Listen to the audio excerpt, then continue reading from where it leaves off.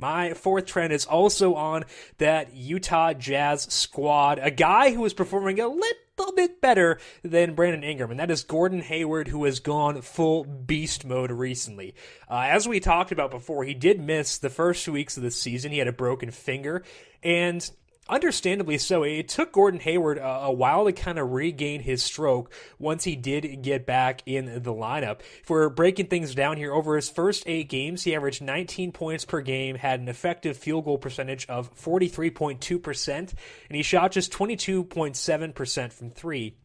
But the past 8 games, so if we're splitting these in two, he's been a radically different player. In that span, he's up to 26.6 points per game. And again, this is for one of the slowest teams in the league with the Utah Jazz. So 26.6 points per game, really solid number. He's at 47.2% from beyond the arc with an effective field goal percentage of 54.8%.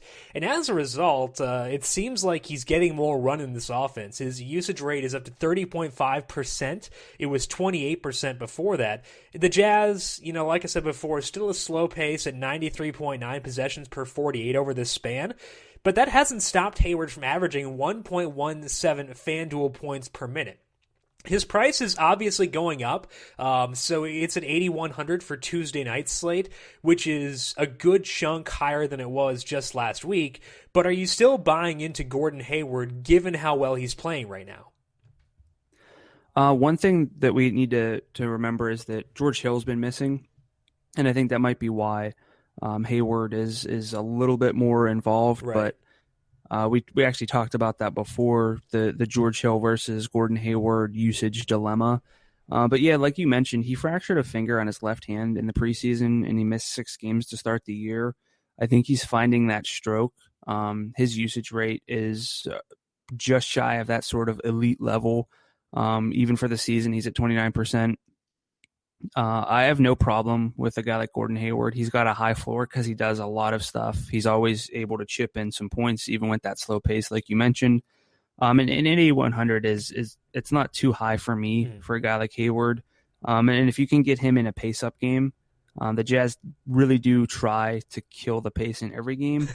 But I like Hayward. I think he's a really good player, and for me, the reason I think I like him more than maybe I should is that he's small forward eligible, and sometimes, if Kevin Durant, LeBron James aren't on that slate, Gordon Hayward is a guy that I feel comfortable paying up for at a tough to fill position, because small forwards don't generally produce, and Hayward is definitely one of those point forwards. So I think he's got that floor for cash games, and I think he's got that ceiling for tournaments because of how good he can be.